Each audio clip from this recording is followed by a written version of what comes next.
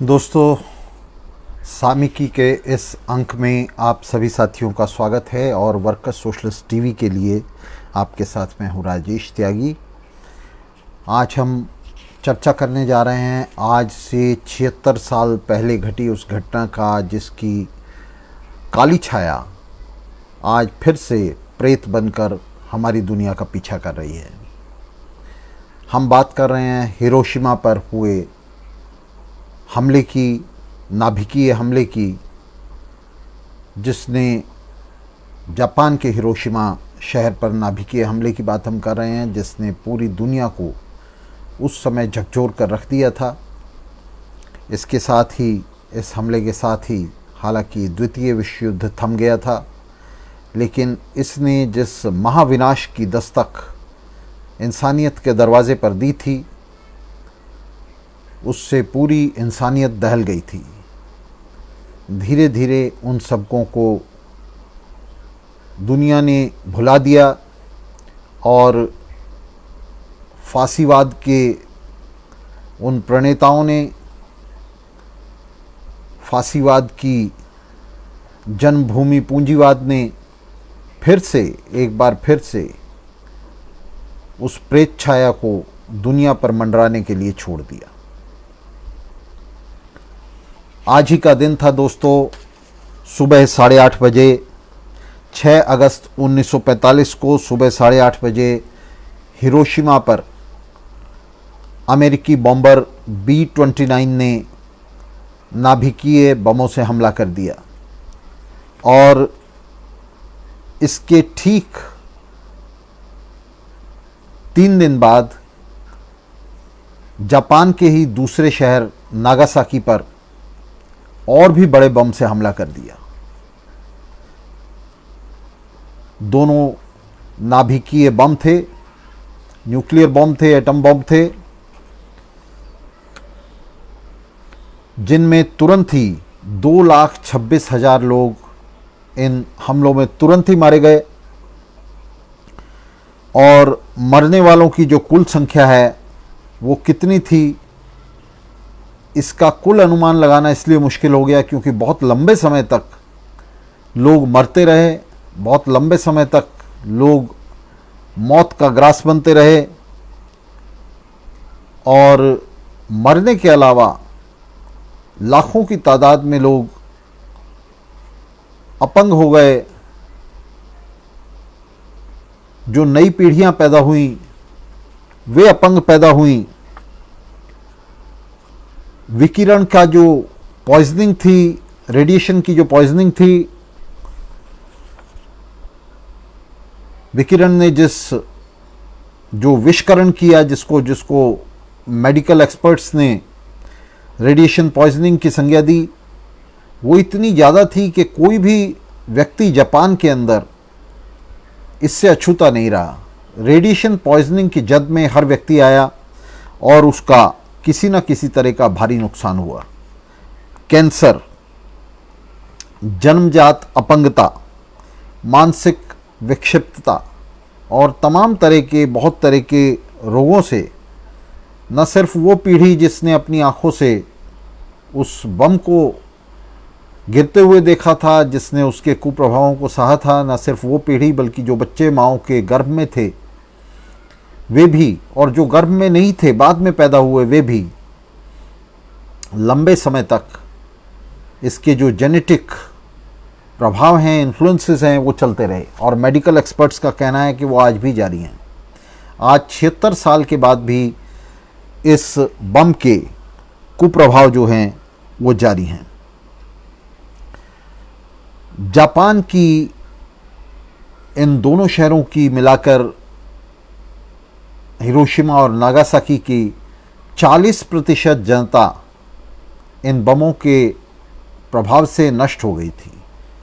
40% लोगों की आबादी के बीच में से मौत हो गई थी और जो पहला बम गिराया गया था हिरोशिमा पर, उसे अमेरिका ने लिटिल बॉय का नाम दिया था और 3 दिन बाद ही जो और भी बड़ा बम गिराया गया उसे फैट मैन का नाम दिया। वो बहुत बड़ा बम था जिसने और भी ज़्यादा विनाश किया। ये कुल विनाश जापान के 40%, इन दोनों शहरों में 40% लोगों को लील गया। दोस्तों, इस महाविनाश ने उस समय जनता को चेताया था, मेहनतकश जनता को चेताया था। धीरे धीरे हालांकि उन सबकों को वो लोगों की मेमोरी से, उनकी याददाश्त से उतर गए और धीरे धीरे ये जो दिन है, जैसे हिरोशिमा डे के रूप में जो है मनाया जाता है, हिरोशिमा दिन के रूप में मनाया जाता है, ये सिर्फ एक अब औपचारिकता होकर रह गया। लेकिन इसके साथ ही जो आज वास्तविकता हमारे सामने खड़ी है वो बहुत ही भयंकर है, वो उससे भी ज़्यादा भयंकर है। आज दर्जनों देशों के पास दुनिया में ये बॉम्ब्स हैं, न्यूक्लियर बॉम्ब्स हैं, न्यूक्लियर आर्मामेंट्स हैं, न्यूक्लियर हथियार हैं, नाभिकीय हथियार हैं। और ये नाभिकीय हथियार आज इतनी बड़ी तादाद में जमा हो गए हैं कि ये 1 मिनट के अंदर दुनिया को 3 बार नष्ट कर देने के लिए काफ़ी हैं। और ये सोचना, ये समझना कि इन हथियारों का इस्तेमाल नहीं होगा, ये बहुत ही बड़ी मूर्खता होगी। क्योंकि हथियार जो बूर्जुआ राष्ट्र इन हथियारों के जखीरे लगा रहे हैं, इन्हें जमा कर रहे हैं, तो वो इनसे खेलने के लिए जमा नहीं कर रहे हैं, वो इनके प्रयोग के लिए, इनके उपयोग के लिए जमा कर रहे हैं। इनका इस्तेमाल होकर रहेगा, आज हो या कल हो। अगर क्रांति इस विकट यात्रा को बीच में नहीं काट देती, अगर क्रांति पूंजीवाद का तख्ता नहीं उलट देती, विश्व पूंजीवाद को नष्ट नहीं कर देती, तो निश्चित रूप से इन हथियारों का इस्तेमाल होकर रहेगा और मानव जाति का विनाश जो है उस स्थिति में बिल्कुल सुनिश्चित है, उससे कोई बचा नहीं सकता। जिन देशों ने हथियारों के जखीरे जमा किए हैं, अगर उनमें से ऊपर के टॉप के हम 10 देशों को ले लें, तो इन 10 देशों के पास 13,000 से ज़्यादा, सिर्फ 10 देशों के पास 13,000 से ज़्यादा न्यूक्लियर हथियार, नाभिकीय हथियार हैं। ये इतना बड़ा ज़खीरा है दोस्तों, जो इस दुनिया को कई बार नष्ट कर सकता है।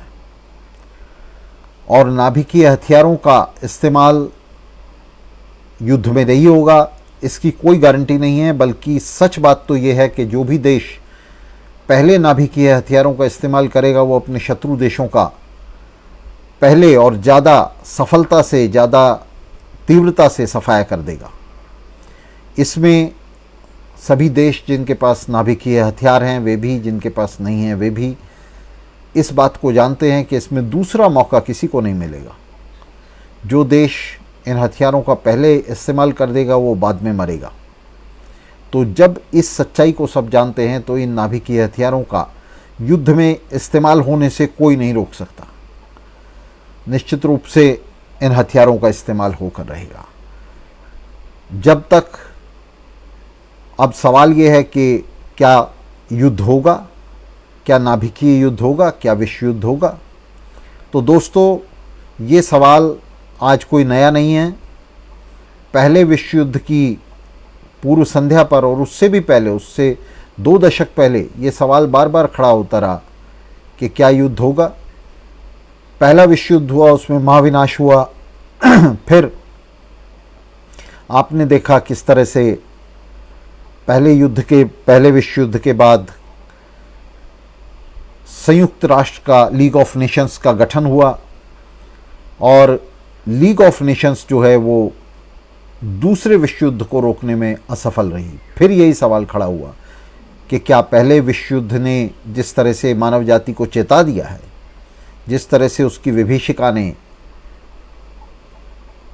न सिर्फ मजदूरों और मेहनतकशों को, जनता को, आम जनता को, बल्कि शासकों को भी डरा दिया है, क्या उसके बाद दूसरा विश्व युद्ध होगा?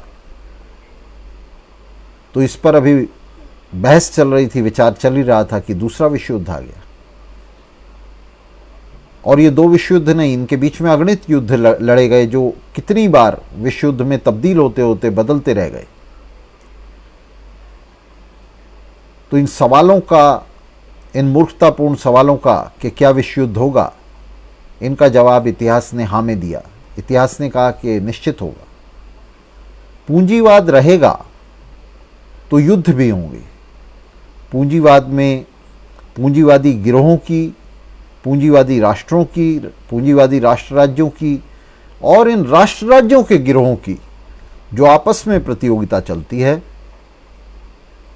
पहले तो राष्ट्र राज्यों में संगठित पूंजीपतियों के गिरोह, फिर ये राष्ट्र राज्य और फिर इन राष्ट्र राज्यों के गिरोह, नाटो जैसे, इनकी जो आपस में प्रतियोगिता चलती रहती है वो लंबे समय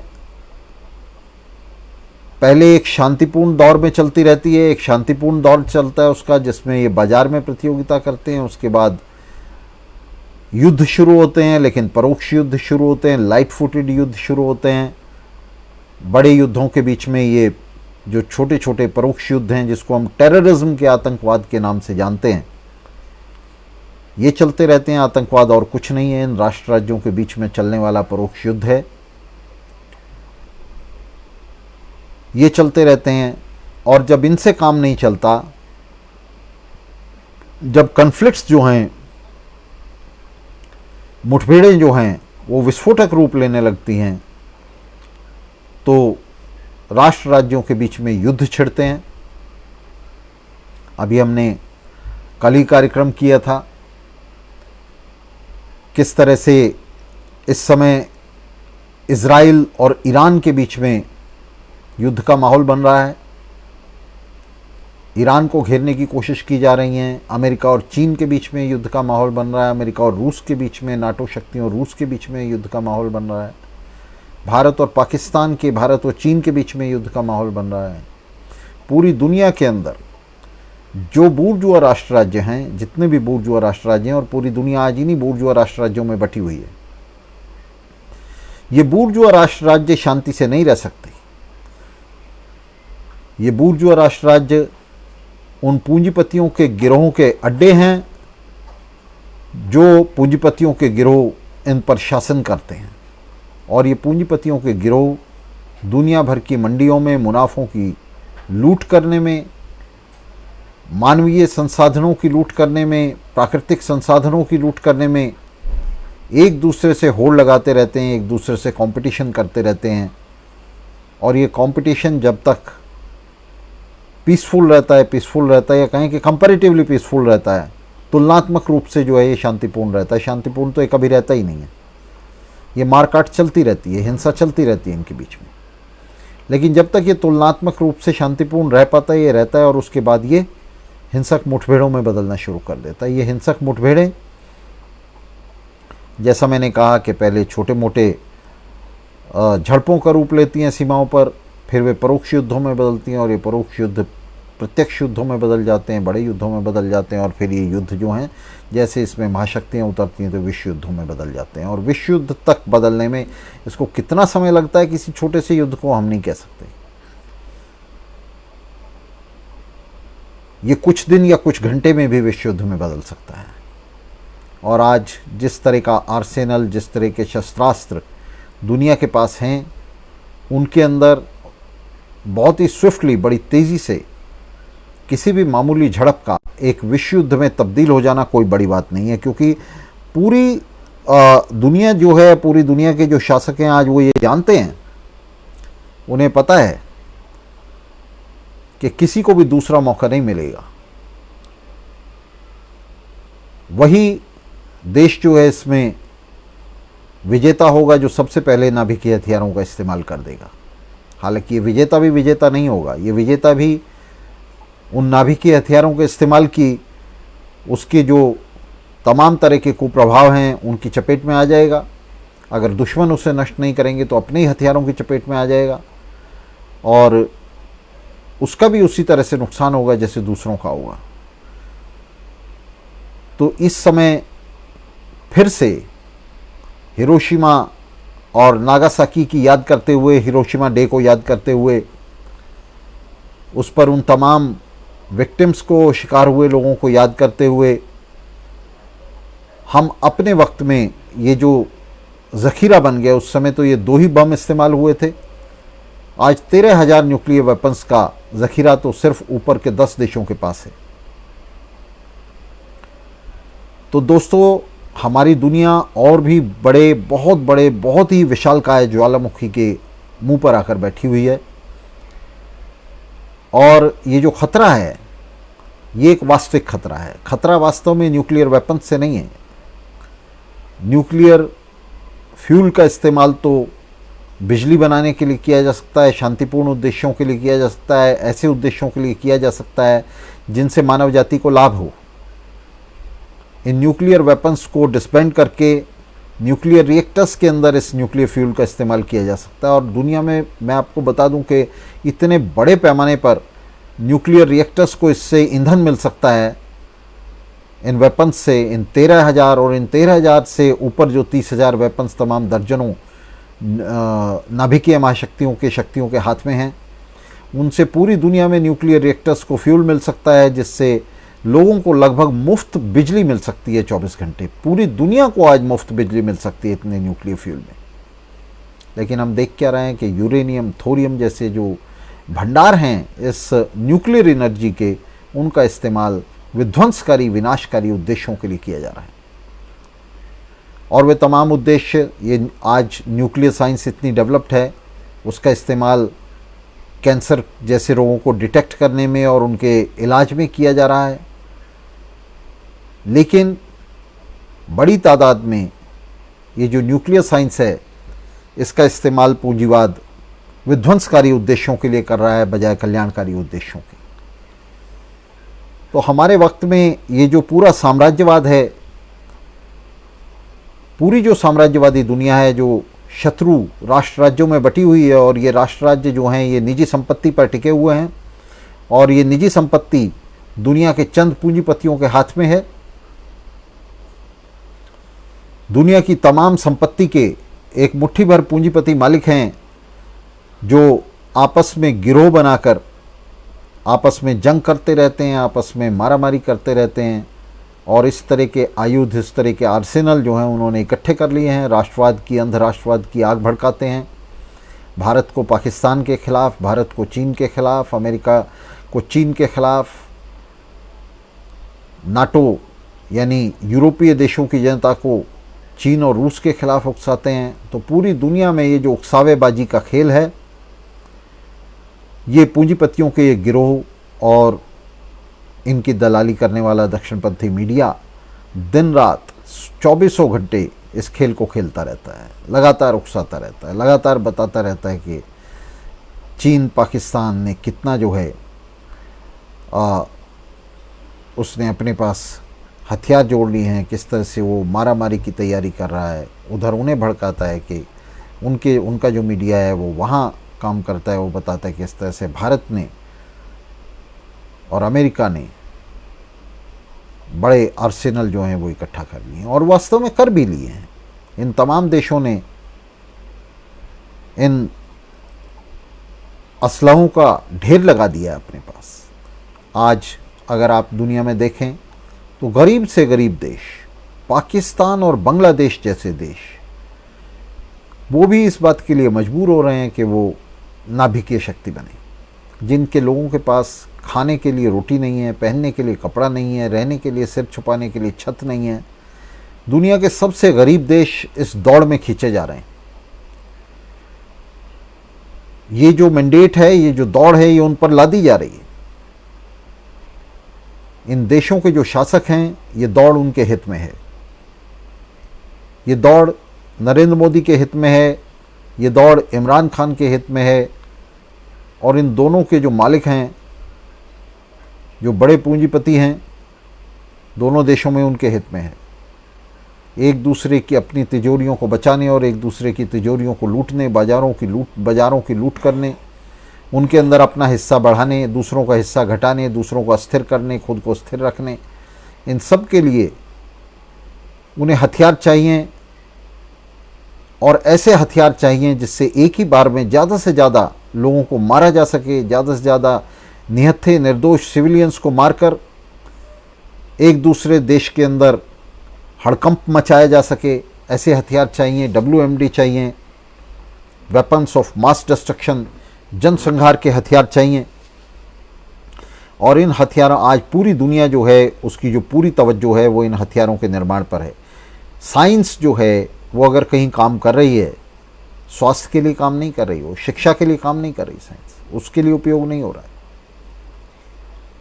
है तो बहुत ही कम हो रहा है। साइंस का उपयोग, विज्ञान का उपयोग, तकनीक का उपयोग, टेक्नोलॉजी का उपयोग और तमाम तरह के आर्थिक, प्राकृतिक और मानवीय संसाधनों का उपयोग आज इस अनुत्पादकीय युद्ध क्षेत्र में किया जा रहा है। हथियार गढ़े जा रहे हैं, बम बनाए जा रहे हैं, राइफलें बनाई जा रही हैं, असॉल्ट राइफलें बनाई जा रही हैं,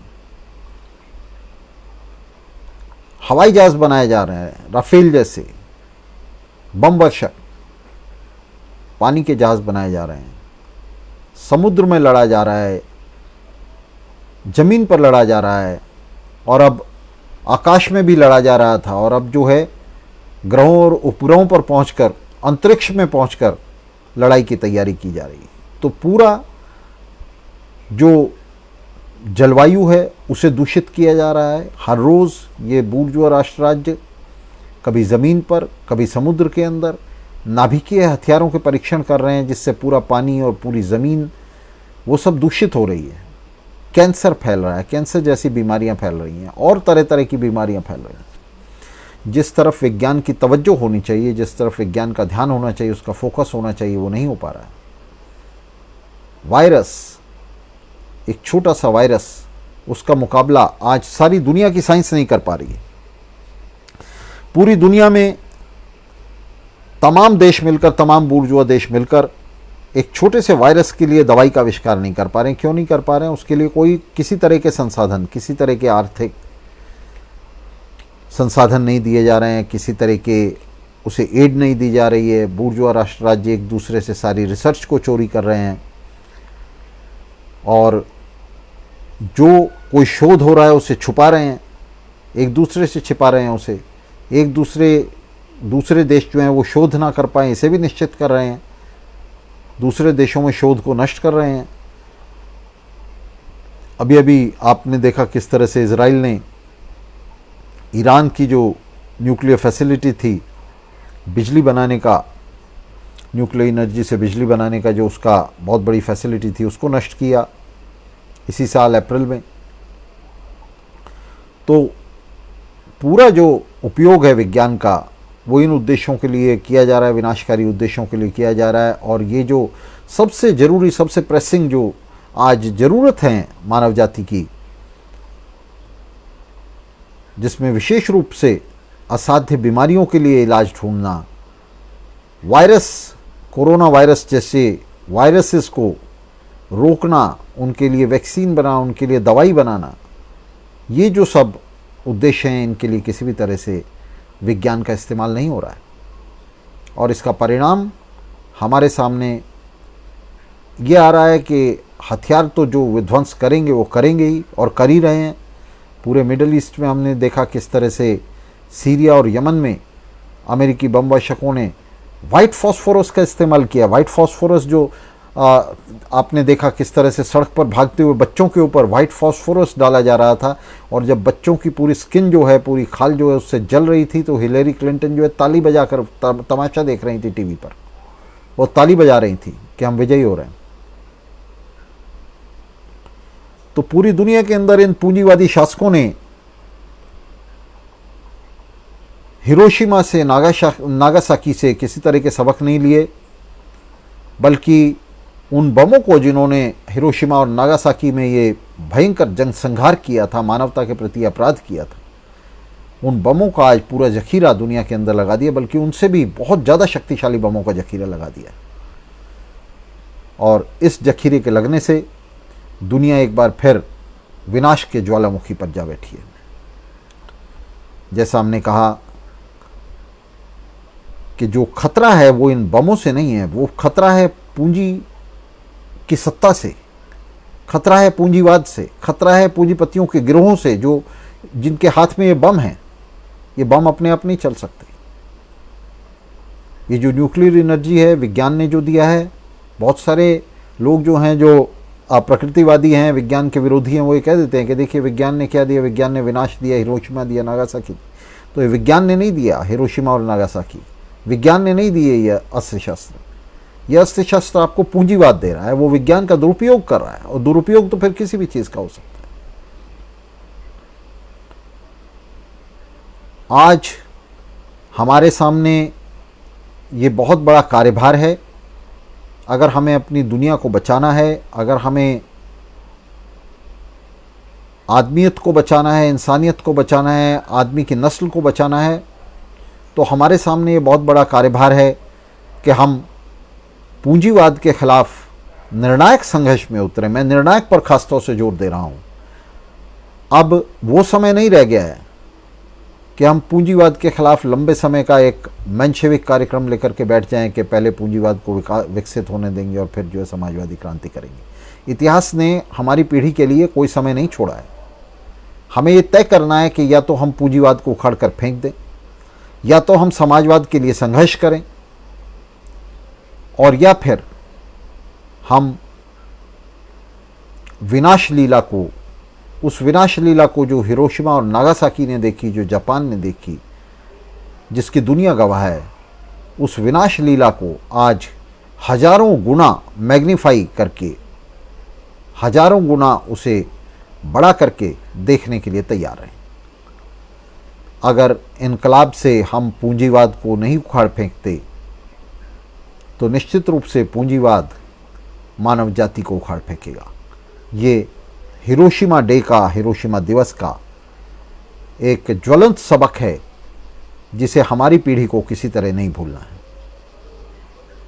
तो हमारी पीढ़ी के सामने, इस पीढ़ी के सामने जिसने हिरोशिमा के बाद, उसके बहुत बाद जन्म लिया है, और उस समय में जन्म लिया है जिस समय लोगों की मेमोरी से, लोगों की याददाश्त से हिरोशिमा और नागासाकी उतरने लगा था, और सिर्फ किताबें उसे याद दिला रही थी, फिल्में उसे याद दिला रही थी। हमारी पीढ़ी ने तो यही देखा है। हमारी पीढ़ी उसकी गवाह नहीं रही है, उसकी विटनेस नहीं रही है। तो हमारी पीढ़ी के लिए ख़ासतौर से ज़रूरी है कि हम अपने दिमाग में उसे ताज़ा करें, हिरोशिमा और नागासाकी को ताज़ा करें, इस विनाश लीला को ताज़ा करें, और इसके खिलाफ लड़ने के लिए, इसके खिलाफ से प्रचार से कुछ नहीं होगा। न्यूक्लियर बमों को ख़त्म करो, न्यूक्लियर हथियारों को ख़त्म करो, सिर्फ इन नारों से कुछ नहीं होगा, इन पैसिव और पेसिमिस्ट नारों से कुछ नहीं होगा। हमें पूंजीवाद को ख़त्म करना होगा, क्योंकि जब तक पूंजीवाद रहेगा, युद्ध रहेंगे, युद्ध रहेंगे तो हथियार रहेंगे, हथियार रहेंगे तो नाभिकीय हथियार भी रहेंगे, और नाभिकीय हथियार धीरे धीरे उसके अंदर प्रोमिनेंस हासिल करते जाएंगे हथियारों में। छोटे छोटे देश, पाकिस्तान जैसे देश, वो अपने आप को नाभिकीय हथियारों से लैस कर चुके हैं।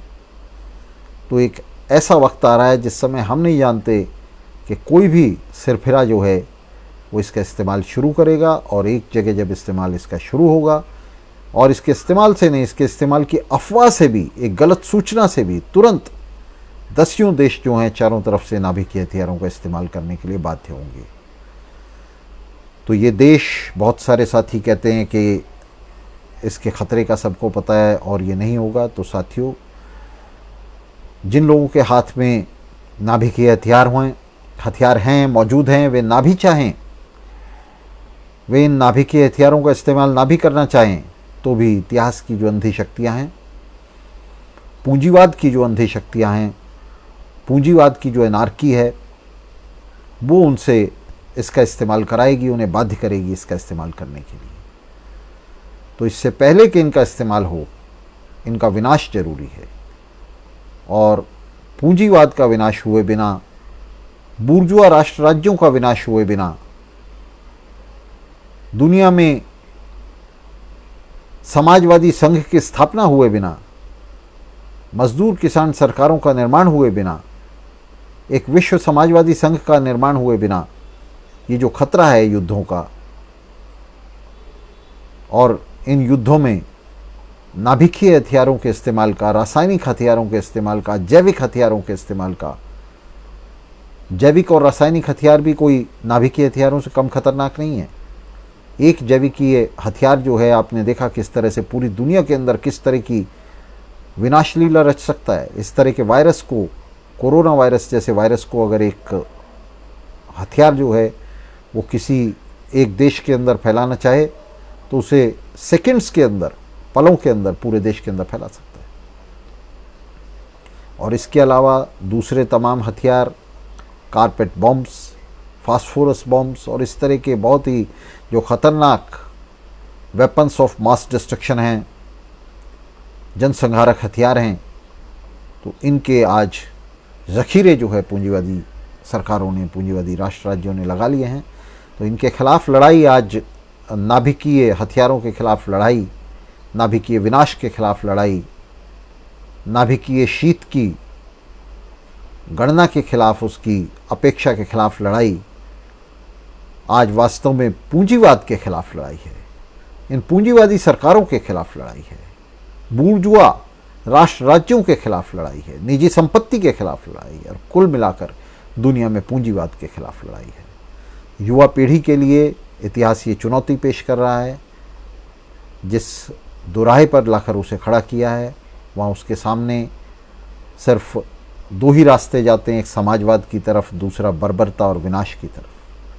तो उसे चुनना है और इसके लिए सक्रिय होकर उसे अपना रास्ता चुनना है, बुद्धिमत्तापूर्ण तरीके से उसे रास्ता चुनना है, और दूसरे रास्ते को हमेशा हमेशा के लिए, इस विनाश के रास्ते को हमेशा हमेशा के लिए उसे बंद कर देना है।